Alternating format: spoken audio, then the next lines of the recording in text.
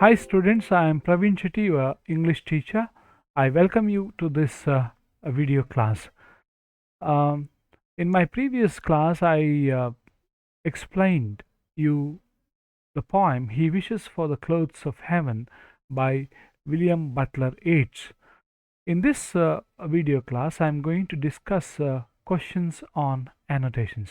ವಿದ್ಯಾರ್ಥಿಗಳೇ, ನಾನು ಕಳೆದ ತರಗತಿಯಲ್ಲಿ ನಿಮಗೆ W.B.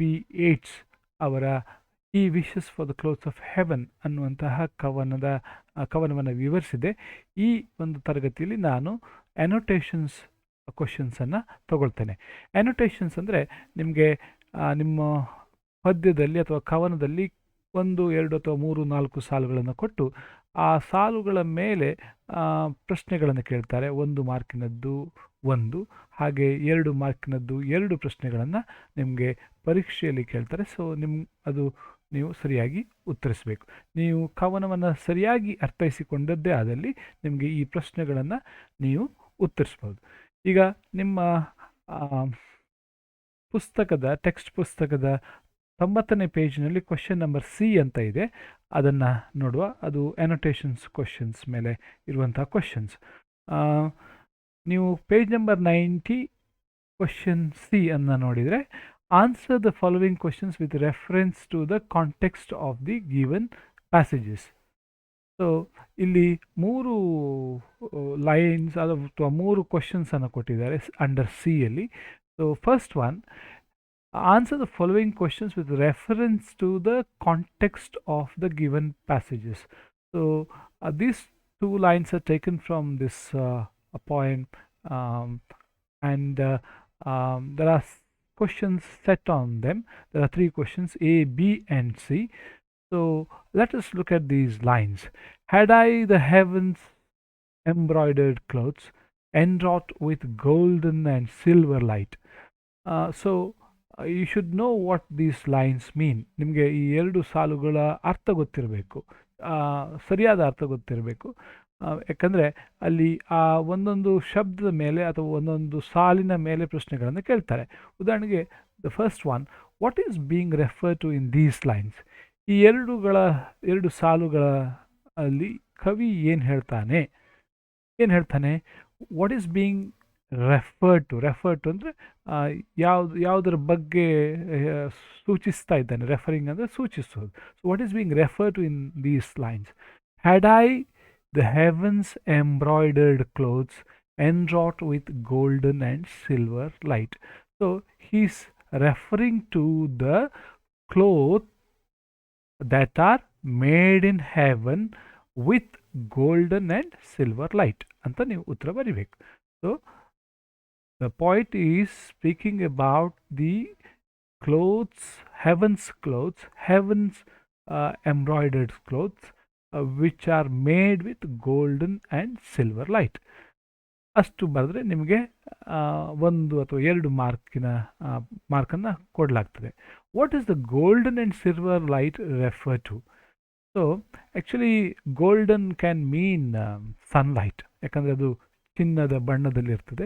ಸಿಲ್ವರ್ ಲೈಟ್ ನಿಮಗೆ ಅದು ಮೂನ್ ಲೈಟ್ ಅಂತಲೂ ಅಂದ್ಕೊಳ್ಬೋದು.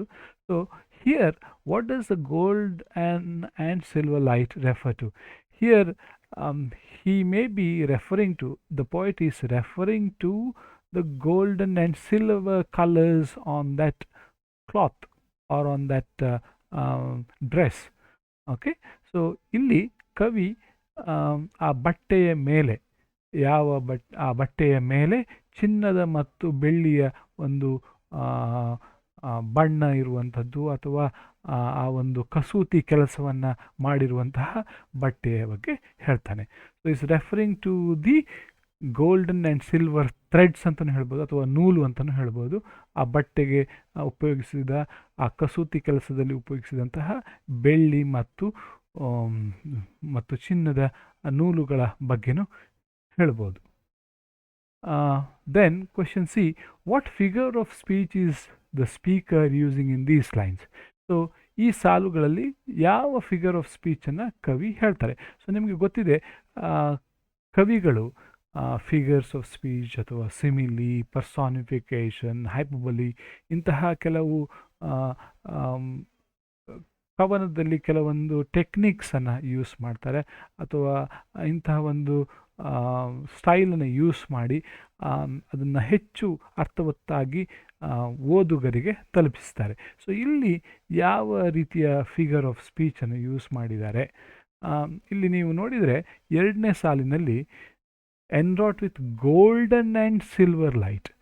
Okay, so golden and silver ಅಂದರೆ ಆ ಬಟ್ಟೆಯಲ್ಲಿ ಉಪಯೋಗಿಸಿದಂತಹ ಬಣ್ಣ ಚಿನ್ನದ್ದು ಮತ್ತು ಬೆಳ್ಳಿಯ ಥರದ್ದಾಗಿರುವಂಥದ್ದು ಅನ್ನುವಂಥದ್ದು ಇಲ್ಲಿ ಮೆಟಫರ್ ಅಂತ ನೀವು ಹೇಳಬೇಕು. So the poet uses golden and silver colour to describe the clothes that are made in heaven. Okay, so he uses golden and silver. So the cloth is made with golden and silver light. So that is how he explains. So the figure of speech is metaphor. ಈಗ ಎರಡನೆಯ ಅನ್ನೋಟೇಷನ್ ಅನ್ನು ನೋಡುವ. I would spread the cloths under your feet, but I, being poor, have only my dreams. First question, who are these lines being addressed to? So ನಿಮಗೆ ಗೊತ್ತಿದೆ, ಇಡೀ ಕವನವನ್ನೇ ಕವಿ ತನ್ನ ಲವ್ವರಿಗೆ ಹೇಳುವಂಥದ್ದು ಅಥವಾ ಅರ್ಪಿಸುವಂಥದ್ದು. So who are this lines being address to?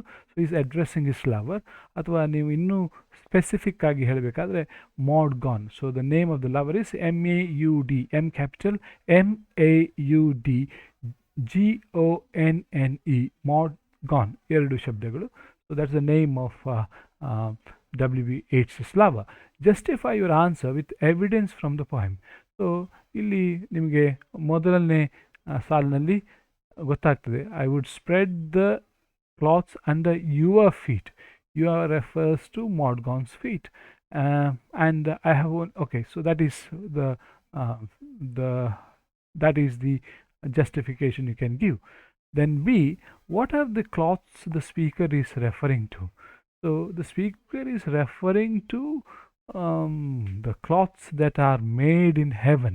Okay, if he had such cloths made in heaven, or you can also say if he had such rich cloths, ಅವನ ಹತ್ರ ಬಹಳ ದುಬಾರಿಯಾದಂತಹ ಬಹಳ ಒಳ್ಳೆಯ ರೀತಿಯ ಬಟ್ಟೆ ಇದ್ದರೆ ಅದನ್ನು ಅವನು ಹಾಸ್ತಾ ಇದ್ದ ಅವಳ ಕಾಲ್ ಕೆಳಗೆ ಅಂತ ಹೇಳೋದು. ಅವನ ಹತ್ರ ಆ ರೀತಿಯ ಬಟ್ಟೆ ಇಲ್ಲ, ಯಾಕಂದರೆ ನಾನು ಬಡವ ಅಂತ ಅವನು ಇಲ್ಲಿ ಹೇಳ್ತಾನೆ. So explain what are the cloths the speaker is referring to? The speaker is referring to the cloth that are made in heaven. Explain the second line. Why does the speaker want to make an offering of his dreams?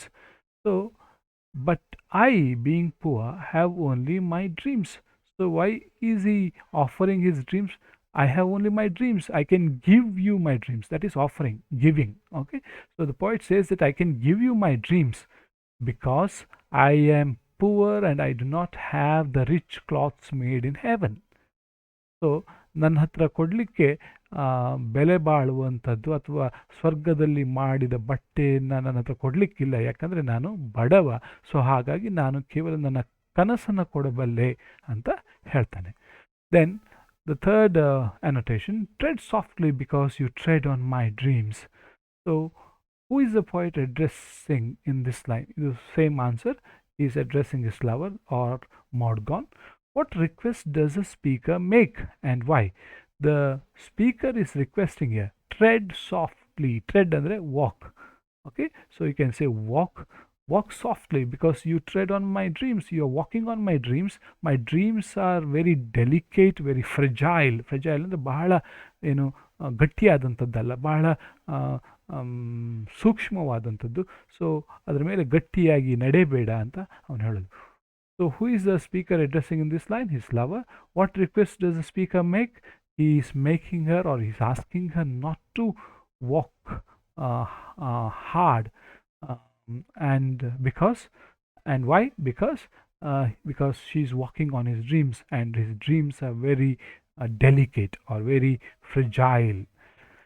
Then find at least 2 synonyms for the word tread. Synonyms ಅಂದರೆ ಸಮಾನಾರ್ಥಕ ಪದಗಳು. So ಈಗ trade ಅನ್ನುವಂಥ ಶಬ್ದವನ್ನು ನೀವು ಡಿಕ್ಷನರಿಯಲ್ಲಿ ಹುಡುಕಿದರೆ ಒಂದು ಅರ್ಥ ನಿಮಗೆ ವಾಕ್ ಅಂತ ಸಿಗ್ತದೆ, ಇನ್ನೊಂದು ಟ್ರ್ಯಾಂಪಲ್ ಅಂತ ಸಿಗ್ತದೆ, ಅಥವಾ ಕ್ರಶ್ ಅಂತಲೂ ಇನ್ನೊಂದು ಅರ್ಥ ಸಿಗ್ತದೆ. ಟ್ರೆಡ್ ಅಂದರೆ ಕ್ರಶ್ ಅಂದರೆ ನೀವು ನಡ್ಕೊಂಡು ಹೋಗುವಾಗ ಕೆಲವು ಸಲ ನಿಮ್ಮ ಕಾಲಡಿ ಏನು ಸಿಗ್ತದೆ ಅದನ್ನು ತುಳಿದು ಅದನ್ನು ಅದನ್ನೇನು ಮಾಡ್ತೀರಿ, ಅದನ್ನು ಪುಡಿ ಪುಡಿ ಮಾಡ್ತೀರಿ, ಅದನ್ನು ನೀವು ಹೇಳೋದು ಟ್ರ್ಯಾಂಪಲ್ ಅಂತ ಹೇಳೋದು. Okay, so why do you think the speaker uses this specific word? ಅವನು ವಾಕ್ ಬದಲಿಗೆ ಟ್ರೆಡನ್ನು ಯೂಸ್ ಮಾಡ್ತಾನೆ, ಯಾಕೆ? ಸೊ ಈ ಕವಿಗಳು ಶಬ್ದವನ್ನು ಆಯ್ಕೆ ಮಾಡುವಾಗ ಬಹಳಷ್ಟು ಕೆಲಸ ಮಾಡ್ತಾರೆ.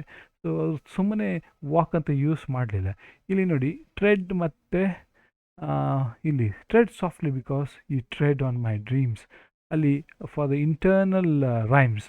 ಸೊ ಈಗ ನೀವು ನೋಡಿದರೆ ಹಿಂದಿನ ಸಾಲಿನಲ್ಲಿ I would spread the clothes under your feet, ಇಲ್ಲಿ ಸ್ಪ್ರೆಡ್ ಮತ್ತು ಟ್ರೆಡ್ಡಿಗೆ ರೈಮ್ ಆಗ್ತದೆ. ಸೊ ಆ ರೀತಿಯಾಗಿ ಕವಿ ಆ ಟ್ರೆಡ್ ಅನ್ನುವಂಥ ಶಬ್ದವನ್ನು ಯೂಸ್ ಮಾಡ್ತಾರೆ, ವಾಕ್ ಅಂತ ಯೂಸ್ ಮಾಡೋದಿಲ್ಲ. So that's the reason for using the word trade. I hope you understand this annotations, and I hope you enjoyed the class. Thank you for watching.